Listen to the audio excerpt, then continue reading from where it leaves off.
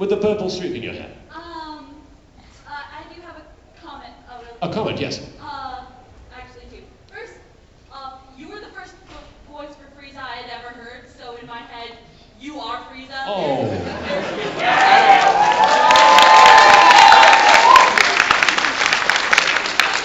I asked Dan Green about how he feels about the abridged thing, and he says he watches your stuff. He can't watch all of them, but he does watch your videos. That's really nice of him to even take time out of his schedule to watch it. That's really cool. I hope he likes it. You know? He didn't like it. Dan liked it. He likes it for real? Oh, that's awesome. Like, because I never know what these people will think. Because I mean, ultimately, I am making fun of them. He says he understands. There's a lot to make fun of. There is a lot to make fun of, but at the same time, the way I feel is, with parody, the sort of parody that I do, it's affectionate parody. And I believe that the best parodies are done through love. Like the Team 4-Star guys, they love Dragon Ball Z. And you can tell by watching the show, because I've never seen Dragon Ball Z, but I understand every aspect of the abridged series because of the way they do it. You know, they cater to both fans and non-fans. My belief is that you can't really love something unless you also love its flaws. You know, I'm the same way with art, I'm the same way with movies, like people, everything. Like, I think that after time, like, you accept things for everything that's right with them and what's wrong with them. And I'm that way with Yu-Gi-Oh! There is quite a bit wrong with Yu-Gi-Oh! But at its core, I believe that it has a very strong message, it has very strong characters, and a great story. It gets bogged down in little details like trading cards.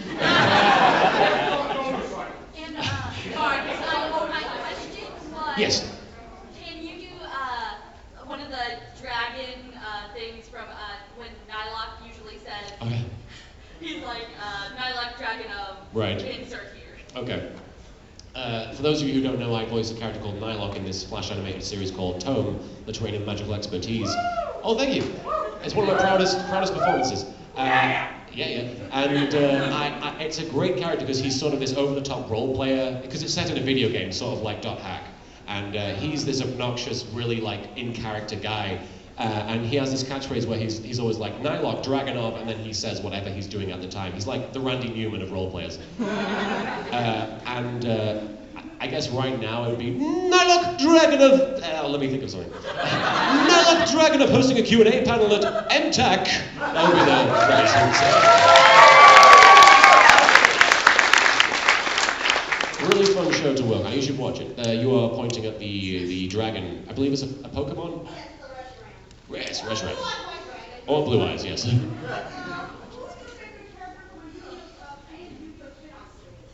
Who's my favorite character from one of the spin-offs?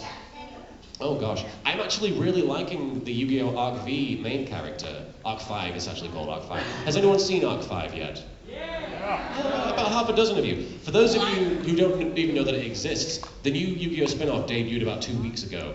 And I was really reluctant to watch or enjoy it because all the preview footage has the main character riding a pink hippo into battle. I'm not exaggerating, it is as ridiculous as it sounds. And there is even a scene where he summons dancing hippos with G-strings on. Nice! I like to think that the people who created it were like, LittleKuriboh, try and make this even sillier. But I actually really like the main character in the show because initially I looked at him and thought, he looks just another happy-go-lucky, like Jaden and Yuki sort of character. And I'm not a huge fan of Jaden, just because he doesn't really appeal to me. I like the fact that he's like, he has fun with the game, and he has no ego, and he's all about his friends. But it's just, there isn't really anywhere to go with that as just a standalone character. I know they gave him some character development, they gave him an arc, but it felt like sort of a very odd one. It didn't really have a beginning, middle, and an end. It just sort of went back and forth. But with this new guy, his gimmick is that when he was young, his father was supposed to duel like the guy who was, thank you so much, the guy who was like the king of games of their world. And the show's set in Florida, by the way, which is baffling to me. What? I'm serious. And home of the pink hippo. And his dad didn't show up to this duel when he was like a little boy.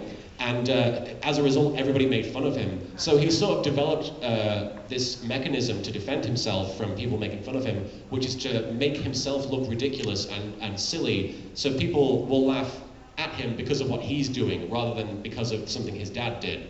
And I can understand that, I can appreciate that, because I myself, in school, when I would be bullied, I would do silly voices to sort of dissuade people from being like, I'm going to hit you, or I'm going to make fun of you, because I'm like, yeah, that voice is ridiculous, you're kind of funny, okay, I'll leave you alone. So I can understand his character from that point of view, because it's a real thing, it's a real thing that people do, even with the pink hippos, you know. As far as like the other spin-offs go, I like Yusei as a protagonist. I think he's a very strong character. Jack Atlas is fantastic. Like, most of the guys in 5Ds are really, really strong characters, and I feel bad for making fun of the show as much as I did, because people just tend to see it as card games on motorcycles, when there is a really great story in that show. Card games on motorcycles! I just completely deflated the point I was going for. 5Ds is a really legitimately great show.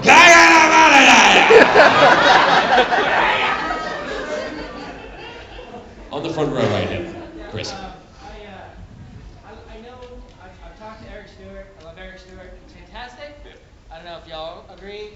I like your Seto more. Oh, I don't know about that. Eric Stewart is a great actor, very talented guy, and his Kaiba will always be the official Kaiba, official English dub Kaiba.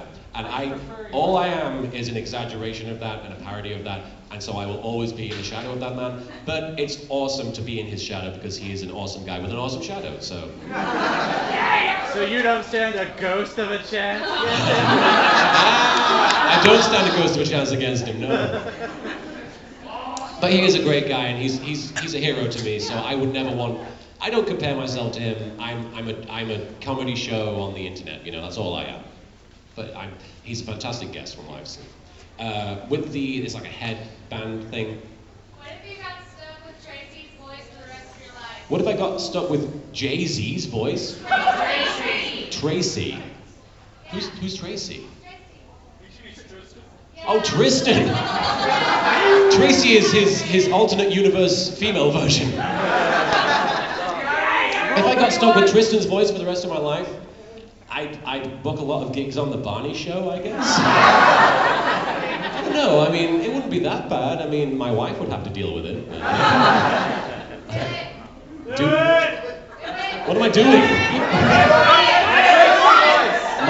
My wife would have to put up with it. Do it! Do it! Do the Tristan voice? Okay. My voice gives me super strength. In another few hours, the sun will rise. That's my favorite line, because people think that's hilarious, but that's actually from the show. He says that. I don't know why. Somebody over here, with the sort of red hat. What's your favorite line or character doing in Yu-Gi-Oh! Abridged? What's my favorite line or character? Line or character, yeah. My favorite character to voice in Yu-Gi-Oh! Abridged is always going to be Marek. It's an extremely easy voice to slip in and out of, because it's basically just me pitched up a little bit and more British, you know, and a lot sillier. He's a fun character. He makes people laugh, even like no matter what he says. Like just talking as Marek is fun for people to listen to, and he's a great villain in the actual show. So just associating myself by proxy with that guy is cool for me as a fan. Favorite line. Speaking of Marek, I'm a big fan of the episode where he kills his dad, because it's such a tragic storyline, and I somehow made it hilarious with very little effort. But one of my favorite parts of that, the two favorite parts from that episode are frigging rags, Ishizu! And the part where Ishizu's like, we have to be quiet, Marek. And he immediately is like, hey Ishizu, look at that thing, I wonder what it is! Loudly do I wonder about it! Actually, aside from Marek, one of my favorite exchanges, and I forgot about this scene for a long time, and then I went back and rewatched the episode. And it's something that I didn't even realize was going to happen before I got to the episode in question. Two characters from the early Yu-Gi-Oh! Abridged days that were hugely popular with the fan base were Bandit Keith and the hair guy. Attention, duelists! And I was a huge fan of their catchphrases and just doing them in every different situation, trying to think of different permutations to use them in. And there was a scene right before the Duelist Kingdom Finals where Bandit Keith walks into Pegasus's castle and the hair guy is guarding the entrance to Pegasus's castle.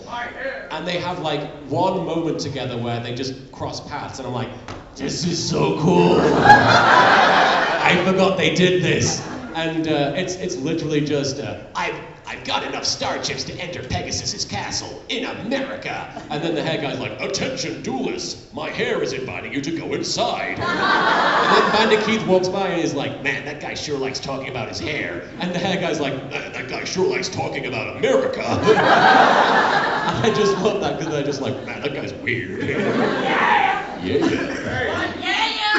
I want to mention it before we go any further in the panel that if you guys are interested in getting anything signed or having any pictures taken or just talking to me in general, I do have a booth in Dealers Hall West that I'm going to be at till 8 o'clock tonight and all day tomorrow. So please do stop by if you're interested in talking to me or buying any of my merchandise or even just getting a picture or saying goodbye and just talking about the convention in general. I just wanted to mention that before we carry on.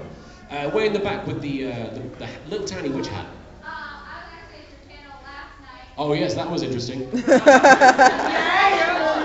heard anything about you, but I was curious. Yes. Are you planning on making fun of that card, people running around? People, for those of you who weren't there last night, somebody introduced me to a card, People Running About. Yeah. That's the name of the card, People Running About.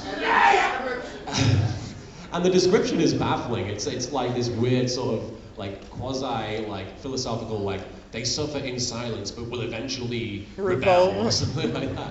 I guess I could work it into an episode at some point, like just have a scene where everyone's just running about panicked and Yama's like, oh, shouldn't have activated that card.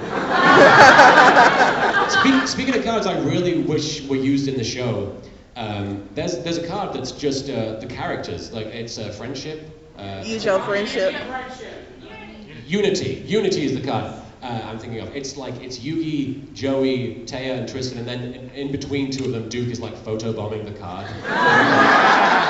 I really wanted Yami Yugi to use that card just so that the characters would appear on the field, and he'd be like, whoa. What did I drink last night? This is freaking me out. Yugi, look, it's you. Yeah, I'm sure I'll find a way, because that card is crazy. Right at the back in the blue shirt. I think it's a blue shirt. No, there's no blue shirt. Yes, this gentleman with the hoodie. What do you think of the new summoning they introduced in the Arc V series? What do I think of the pendulum summoning method? Yeah. I think it's amazing that the main character of the show just invented that summoning method in the middle of a duel, and everyone's like, what the hell is he doing? That is kind of why I like that show, because they literally were like, this game makes no sense, the rules just don't apply half the time, let's just go with that. He just created a gameplay mechanic in the middle of his turn, and then the episode ends and you're like, what? I accepted the pink dancing hippos with the G-strings, but you can't do that, you know? I actually don't understand how it works. Do you know how it works? It's complicated. Wait, I seem to have stopped caring.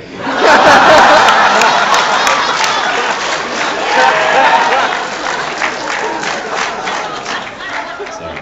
You can tell me about it afterwards, though. On the aisle there with the black shirt. Yes. Kind of a more serious question. Oh gosh. Kind of going off what she said earlier. Yes. Now that you're meeting the original voices for Yes. the original show, when you pass them in the convention, are there any like dirty looks, is there any animosity? Like, have they come up and been like, hey, I like your show and all, but that one joke that one time, that wasn't cool.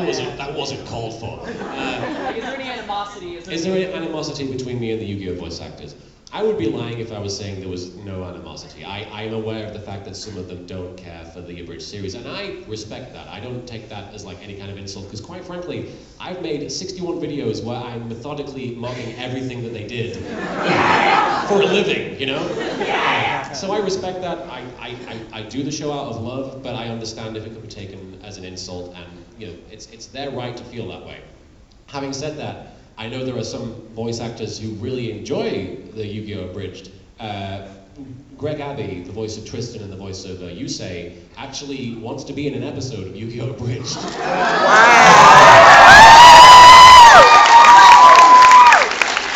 The problem is finding a way to work him in there, you know? I mean, I would love to use him, but I was thinking about having him voice the robot monkey, but he wouldn't have been able to do it contractually because, you know, but it would have been hilarious if it was like, nobody realized it was Tristan. It's like, man, your voice is so normal, what the hell, you know? To do it, I can't do it. It would be illegal, unfortunately. But I know apparently Dan Green likes the show, what he's seen, and we bumped into each other before opening ceremonies, and because obviously we all got called out on stage, and I'd actually met his niece at YamaCon last year, which is a real honor to get to do that. And she introduced herself and she said, is there anything you've ever wanted to say to Dan Green, because I'm his niece? And I was like, I've always wanted to just shake the guy's hand and say thank you for everything he's done. And so she took me to one side and had me film a video, basically going into great detail about how he changed my life for the better and how he was a hero to... No, yeah, I'm legit serious. Like, the guy, without realizing it, has changed people's lives. And I know it's not something he should, like, you know, necessarily be aware of. Like, he's not going around being like, yes, I'm that guy, yes, I'm a hero. But he is a hero. In my opinion, Dan Green is a real-life hero for what he's done with his work. And I told the video, I said that into the camera, and I didn't even know if she was for real his niece. And I was really hoping that she was, but obviously you meet people and you don't know. But he came up to me before opening ceremonies, and we only had like 5 seconds like interaction, and it was very meaningful to me. And I hope I get to talk to him again. But he came up to me and he, without provocation, said, "Thank you very much for that video you recorded for my niece." And I was like, thank goodness that got to you, because I was really worried that wasn't like a fake. But I really hope he understands what his life and what he's done with it has done for me, because, and for a lot of people who watch the show, because that guy is legitimately one of the best people. And I really hope he understands that what he's done for all of us.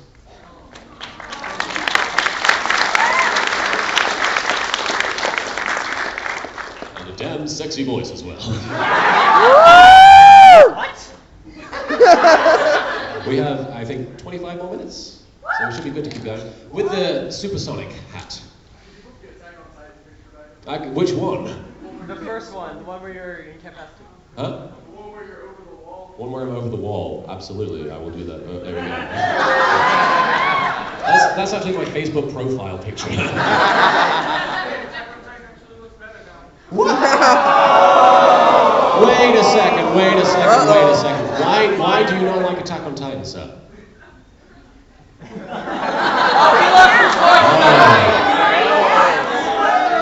Say again? No, say again? My real reason is because it's not card games on motorcycles. Good save. Yeah. I actually really like Attack on Titan. I'm looking forward to the dub. I really am. I'm a huge fan of Owen. He's my favorite character. Did that answer your question? Did you have one? You just wanted the picture back up? Okay. No worries. We'll do another one from over here. In the third aisle, the young lady. Speaking on Attack on Titan. Speaking on Attack on Titan. You did the voice of Thomas in the Abridged series. I did. If you had to put Thomas's voice on any of the Yu-Gi-Oh! Abridged characters, who would you make it? If I had to put Thomas's voice on any of the Yu-Gi-Oh! Abridged characters, I mean, I technically already have. He's basically just Esperoba! Do you want this Titan?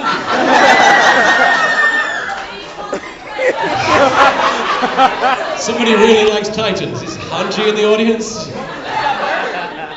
We don't need it anymore.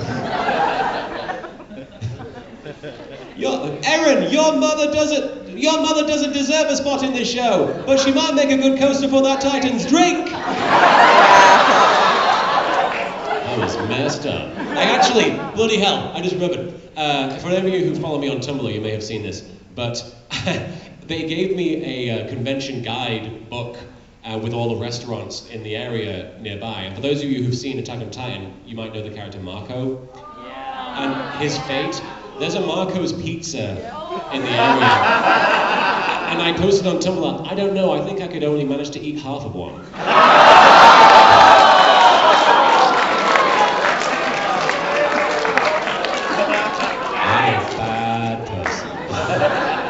Right here with the ponies. This isn't really a question, but when you were listing off the different things that you've been a part of, you left off the character you played in Yu Yu Hakusho Abridged. Did I play a character? Oh, the one of the councilmen I really guys. liked that voice. Yeah, Pt.2, the guy who voices Vegeta and all kinds of characters in Dragon Ball Z Abridged, he made Yu Yu Hakusho Abridged back in the day, and it was one of my favorite Abridged series. I really liked that one. And he had me voice it recently, well, relatively recently, had me do an impression of Mayor Quimby in The Simpsons, and it was basically my Joey Wheeler voice, only made it sound a bit more like JFK. And I enjoyed getting to do that voice. I kind of wish that character would come back, but yeah, thank you for remembering that. I completely forgot about that, yeah. If that character does come back, he does come back? Series, but I don't think Danny's going to do anymore. No, I mean, it's understandable. Lanny is very busy. He's getting married later this year, which is awesome. I'm actually getting to go to his wedding, which I'm very grateful for, because I didn't get to go to Kaiser Neko's wedding, which I hate myself for not being able to go. But they were the groomsmen at my wedding, the Team 4-Star guys, which was... Taka's pretty sexy. Huh? Taka's pretty sexy. Taka is pretty sexy. But yeah, that was a really fun role to play. Thank you for remembering that. Way at the back with the grey, I'm not sure what that is, that cap, yes. Just a personal request. Is there any way possibly you can do your lines from One Piece and Shanks? I don't remember any of them. I remember the basically, let's drink till we have a heart attack line. That's all and he didn't even use that one, he used my blooper. But I remember the Ninjas vs. Pirates video we did. That was a fun one.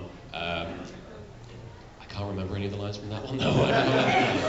It was a fun role to play. My favorite thing about that is Purple Eyes is such a crazy guy when he's making the show. He's really down to earth in real life though. And when he cast me as Shanks, I recorded like 3 really ridiculous voices for him and I sent them off. And he was like, no, don't do that. Take this seriously. And I was like, what? Purple Eyes is, this is One Piece, right? So he basically just had me doing my regular speaking voice for Shanks, which is always very rare that I get to do that. But it was a lot of fun. That guy's a really humble, amazing, talented guy. And you guys should watch One Piece if you haven't seen it yet. And Code Ment, very talented guy. With the red wig right there. I was wondering, when you were doing the songs for Yu Bridge, what was The songs? your favorite one? My favorite song? Yes. I have a bunch of favorite songs, but the one I think I did the best job with was Pharaoh's Throne. What do you want coming through me above? Because you're not going to take my Pharaoh's Throne. I really enjoyed doing the video for that and just the outcome of the song because it was mixed by Shadybox, who actually... Very talented guy. He mixed me in there and he did some auto-tune on the lyrics. And he made me sound like I could actually sing, which was very rare. And I love the whole thing put together as a whole, but I do want to do more song parodies. I have a few ideas just bouncing around in my head. Are they Lady Gaga related? Are they Lady Gaga related? Somebody came by and suggested one based on applause called, was it Heart of the Cards? It was like, believe in the heart of the cards, the cards, the cards. But my ideas, like my own ideas, are I want to do a parody of Kesha's. Is it Kesha? No, it's what's her name? Bloody hell! Starships. Nicki Minaj. Nicki Minaj. I want to do one called Star Chips.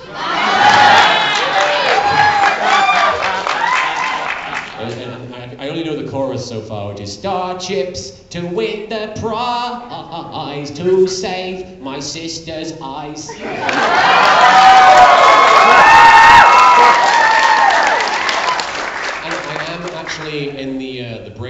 process of coming up with a parody of a Frozen song.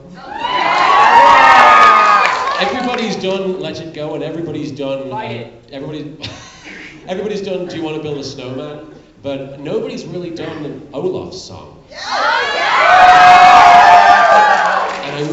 I want Marek to sing In Leather